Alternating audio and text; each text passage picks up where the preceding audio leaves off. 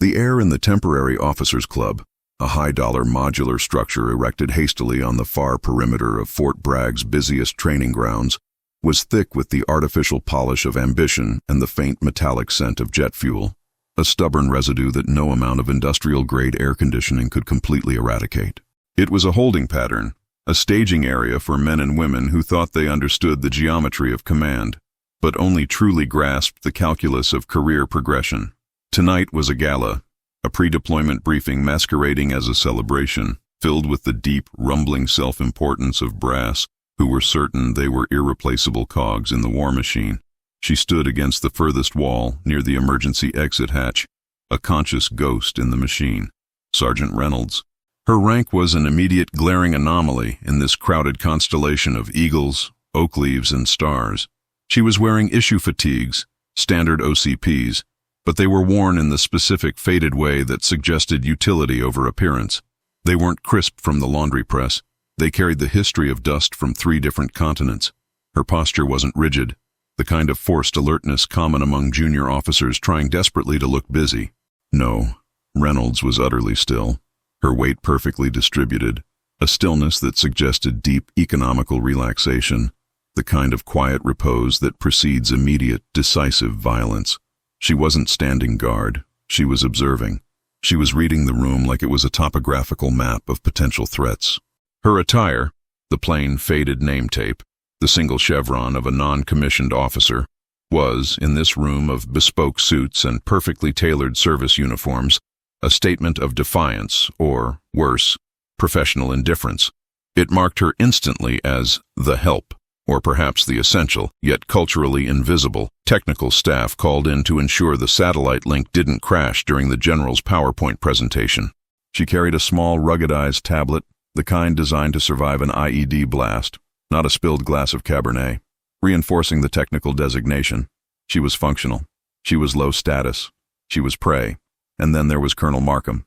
Markham moved through the room, not walking, but occupying space. He was a textbook illustration of privilege validated by stripes. His uniform was immaculate, starched to a terrifying stiffness, the brass gleam on his service weapon holster reflecting the ceiling lights like twin searchlights.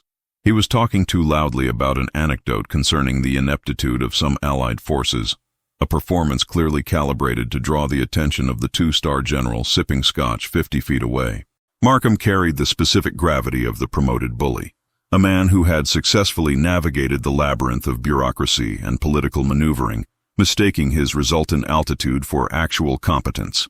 He judged everyone instantly, hierarchically, and ruthlessly.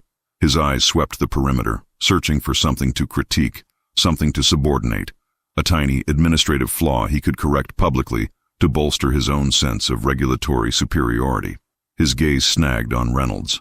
The contempt was immediate, palpable, a toxic wave cutting through the polite hum of conversation. He stopped 3 feet from her, positioning himself expertly so that the back of his massive shoulder blocked her access to the main room. He didn't speak immediately.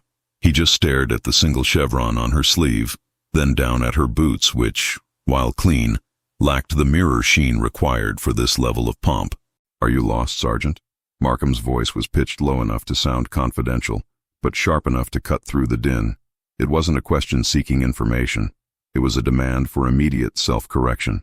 Reynolds didn't flinch. She kept her gaze fixed on a distant point, analyzing the ventilation system, seemingly oblivious. This lack of instant, panicked deference infuriated him immediately.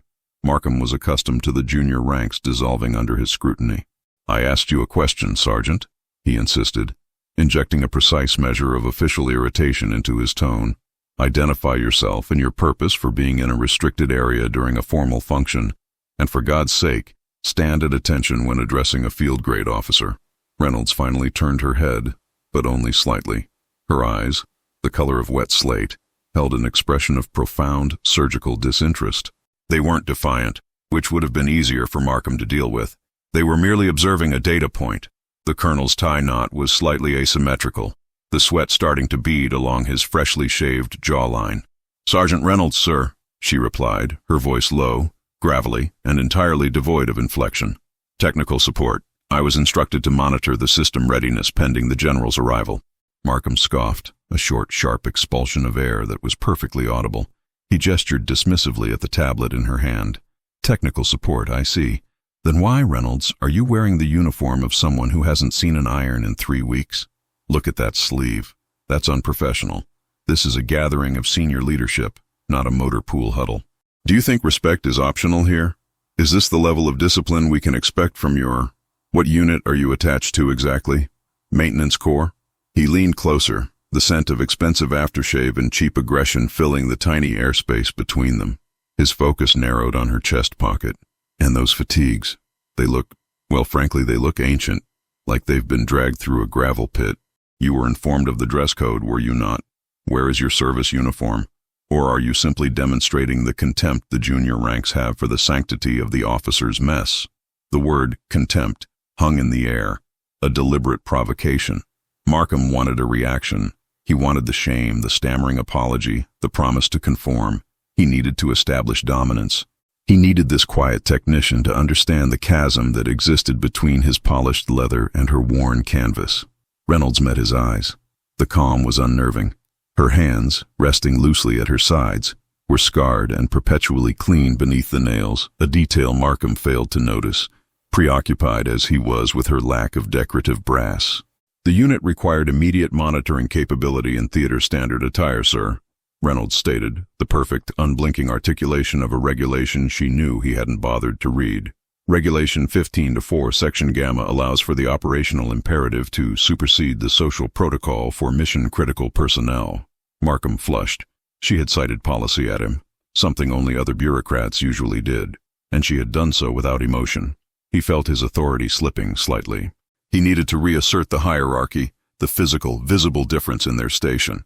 "Don't quote obscure regulations at me, Sergeant," he spat, his volume rising now, drawing the uncomfortable glances of several majors nearby. "I am a colonel. I interpret the rules. You follow them. Now I want you to step away from this wall, find a staff runner and have them take that glorified iPad.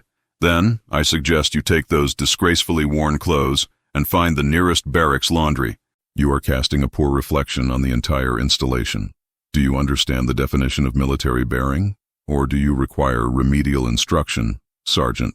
He emphasized the rank with a slow, grinding contempt, trying to reduce her identity to that one insignificant stripe. He saw her as a piece of equipment, poorly maintained, demanding replacement. Reynolds shifted her weight slightly, a movement so subtle it was barely perceptible. It wasn't a sign of nervousness, but a micro-adjustment for optimal balance. She didn't raise her voice. "Understood, Colonel," she affirmed. Her compliance was robotic, which only aggravated Markham more. He wanted groveling, not mechanical agreement. "Good. Now move. And when you return, ensure you display the respect owed to your superiors. People like you, the groundwork, need to understand that we are the ones who make the strategic decisions. We are the brain. You are merely the hands. And the hands must be clean." He delivered the analogy with the smug satisfaction of a man who thought he had just delivered a profound, philosophical truth about the nature of the military establishment. He smoothed the lapel of his perfect jacket, fully expecting Reynolds to turn and scurry away, humbled, but Reynolds did not move.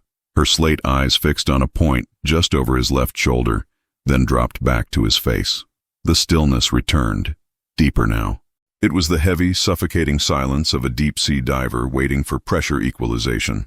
"Sir," she said, her tone unchanged, "with respect to the mission requirements, I must remain on station until the designated arrival."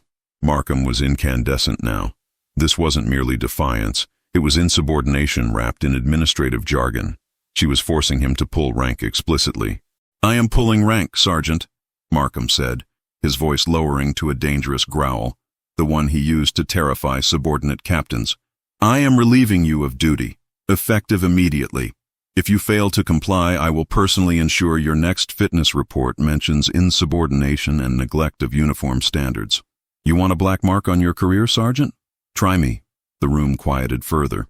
Everyone recognized the moment when a ranking officer decided to make an example of someone. The young lieutenants pretended to look at their watches, but their eyes were glued to the confrontation. They knew the unwritten rule. Never cross the brass in public, no matter how right you think you are. Reynolds looked directly at the colonel's face for the first time. There was no fear there. There was something far worse for Markham. absolute, objective pity. "Colonel," she stated, the pronunciation of his rank a precise formality, "I am understanding orders from the theater commander. Orders that supersede local protocol for personnel maintaining C3 integrity. Unless you are prepared to assume full legal liability for a communication blackout during the general's key presentation, I recommend you stand down." It was a perfect checkmate. She hadn't challenged his rank. She had challenged his consequences. But Markham was too far gone in his own hubris to retreat gracefully. "Legal liability? You think you can intimidate me with bureaucratic nonsense, Sergeant?" He laughed, a high, nervous sound that cracked the solemnity of his posture. "I'll assume liability. Now get out. That is a direct, lawful order." He waited, arms crossed, the victor. His chest was puffed out, demanding the sergeant's surrender to the immutable, beautiful truth of the chain of command. And then, the moment snapped. The heavy, sound-dampening doors at the far end of the room, the designated VIP entrance, swung inward simultaneously. The sudden change in ambient noise was like a physical pressure wave. Every head in the room swiveled toward the opening. 6 men entered. They moved as a single, coordinated unit, the way men do when they have spent decades operating beyond the safety net of rules. They were the general staff, the command elements for the entire deployment cycle. The room instantly froze, the previous hum of conversation dying a sudden, strangled death. There was General Harrington, the 4-star commander of the entire sector, an aging man with tired eyes and the reputation of a snake handler. Beside him, Admiral Vance, the Navy component lead. Then 3 major generals and a lieutenant general, the very apex of the hierarchical structure that Colonel Markham worshipped. Markham instantly smoothed his tie and snapped to attention, an Olympic-level shift from arrogant bully to deferential subordinate. His posture was rigid, textbook perfection. He was about to deliver a crisp, effusive greeting, a performance designed to put him squarely in the general's line of sight. This was his audience. The 6 generals entered the room, their eyes scanning the perimeter, assessing security, logistics, and personnel, the details that truly matter. They moved past the tables of neatly arrayed officers, ignoring the polite nods and respectful silence. Markham opened his mouth, prepared to launch into his rehearsed greeting. "General Harrington, welcome, sir. Colonel Markham, at your disposal." But the words died in his throat. General Harrington's eyes, the moment they crossed the threshold, did not look left or right. They didn't even brush the impeccably rigid figure of Colonel Markham, standing directly in their path, practically begging for recognition. Instead, the 6 generals' gaze locked simultaneously onto the low-status, poorly dressed, technical support sergeant standing by the emergency exit. And they stopped. It wasn't a pause of recognition, the kind of professional courtesy extended to a technical staff member. It was a complete, abrupt, and profound cessation of movement. The air seemed to evacuate the room entirely, replaced by a vacuum of realization. General Harrington, who had been holding a casual briefing packet, let the heavy manila folder drop slightly in his grasp. The 4-star paused, and the other 5 generals, without a spoken command, mirrored his action. Then, the general staff executed a single, utterly devastating motion. All 6 of them, Harrington, Vance, and the 4-star-wearing generals, snapped their right hands to their eyebrows in a salute so sharp, so perfect, it cracked the stillness of the room. It wasn't a casual nod. It was a full, formal, unbidden gesture of profound military respect and professional deference. They saluted Sergeant Reynolds. Colonel Markham's face, moments before radiating superior arrogance, went chalk white. The blood drained so rapidly from his cheeks that the pink scalp beneath his closely cropped hair was suddenly visible. He felt the structure of reality tilt. He felt the entire, beautiful, rigid edifice of his military understanding collapse around him. The salute wasn't merely inappropriate for a sergeant. It was revolutionary. Generals simply do not salute NCOs, not unless that NCO is something else, something outside the official flowchart. Harrington held the salute for a measured 3 count, an eternity in that silent room, his eyes fixed only on Reynolds. Sergeant Reynolds returned the salute with a relaxed, almost dismissive flick of her wrist, acknowledging the gesture but not elevating its importance. It was the salute of someone who received them frequently but never demanded them. Harrington dropped his hand, taking a single, purposeful step toward her, crossing the invisible boundary Markham had so arrogantly claimed moments before. He ignored Markham completely, treating the colonel as if he were a piece of polished but utterly inert furniture. Harrington leaned in close to Reynolds, speaking in a voice so low it was barely audible beyond the two of them, a voice rough with the weight of operational familiarity, the kind of camaraderie born not of rank, but of shared, brutal experience. "The system is green, then, operator?" Harrington whispered. Reynolds nodded, her eyes flashing once toward the colonel, then back to the general. "Fully operational, General. Waiting on the key transfer. The package is secure." Harrington gave a slight, tired smile. "Good. We can't afford any glitches tonight. Not with the chairman breathing down my neck. I need that data link to hold firm. I need you to hold firm." He paused, his eyes conveying a depth of gratitude and reliance that Markham, in his 15 years of bureaucratic climbing, had never once been afforded by a senior officer. "It's good to see you, Reynolds," Harrington added, his voice warming slightly. "We heard you were back from deep cover. The analysts are still trying to decrypt the last 6 months of your raw intel. A master class, as always." Markham heard the words, but his mind couldn't process them. Operator, deep cover, raw intel. These weren't the words used for a maintenance technician. He stumbled backward half a step, the perfect stiffness of his posture dissolving into a sudden, sweat-soaked tremor. He remembered his words. "People like you. Merely the hands." He had just tried to shame a ghost, a legend whose exploits were classified above his pay grade, whose function within the military structure was so critical that 6 of the nation's highest-ranking officers were deferring to her operational status. He looked at the worn fatigues, the ones he had mocked for their lack of press and polish. He realized they weren't worn from neglect. They were worn because they were the ones she had worn when she returned from deep cover, perhaps hours ago, dropped onto the airfield for this critical technical task that only she, the operator, could reliably execute. They were battle dress, not dirty laundry. One of the major generals, a towering man with the scars of old wars etched into his face, stepped forward. He looked past Markham, directly at Reynolds, and then his eyes swept over the colonel's pristine uniform, taking in the shock, the shame, and the sudden, horrific realization of Markham's colossal misjudgment. The Major General didn't address Markham. He spoke to Reynolds, but his voice was loud enough for the paralyzed colonel to hear every syllable. "Sarge, I heard what happened with my boy over the comms during the extraction last week. If you hadn't diverted the QRF exactly when you did, I owe you, and my wife owes you, everything. Thank you. Truly."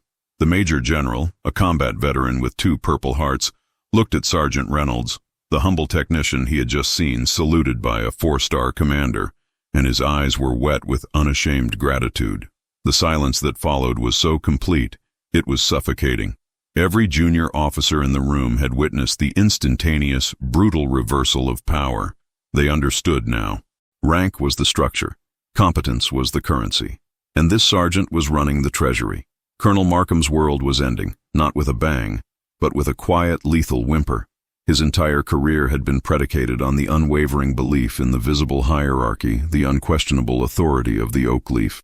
And in 3 minutes that belief had been not shattered, but surgically dismantled by a woman he had designated as beneath him. He had mistaken her quiet competence for weakness, and her operational attire for disrespect. He felt the immediate, burning onset of terror. He didn't fear a reprimand. He feared the utter loss of reputation that comes when a man is revealed to be a tedious, useless bureaucratic impediment to genuine power. He had just demanded that a legendary operative, the trusted asset of the general staff, stop what she was doing and go do laundry. Harrington gave a final, succinct nod to Reynolds, a gesture of deep mutual respect. Reynolds responded by placing her ruggedized tablet securely into a pouch on her hip. She made no move to leave, as her mission was clearly not yet complete, but she needed to address the residue of the conflict. She turned her gaze back to Colonel Markham. Her expression hadn't changed, but the pressure behind her eyes was unbearable. She had the air of someone looking at a very annoying, but ultimately non-threatening, insect. "Colonel," she said, her voice still quiet, still absolutely calm, "you gave a direct lawful order, and as you noted, I must comply with the chain of command." Markham swallowed hard, anticipating a meek retreat. He was wrong. Reynolds reached up and deftly unzipped the front of her uniform jacket. She reached into the lining and pulled out a small metallic patch, the size of a challenge coin, meticulously stitched into the interior. It was a single cryptic piece of specialized fabric, the kind of identifier used only by personnel operating entirely outside the standard military structure. reserved for the highest levels of clandestine engagement. She looked at the patch, then back at the colonel, and her lips curled, infinitesimally, into the slightest, coldest smile. "I am officially relieved of duty from my temporary technical assignment," she informed him. "But you asked me about the uniform, Colonel. You seemed very concerned with the rules of conduct and the meaning of rank." She took one slow step closer.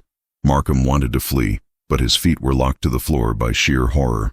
"Understand this," Reynolds whispered, her voice dropping to an almost inaudible level. The final, devastating blow delivered directly to his pride. "In this building tonight, my low rank is the greatest security clearance I possess. It is my camouflage. It is what allows me to exist beneath the radar of people like you."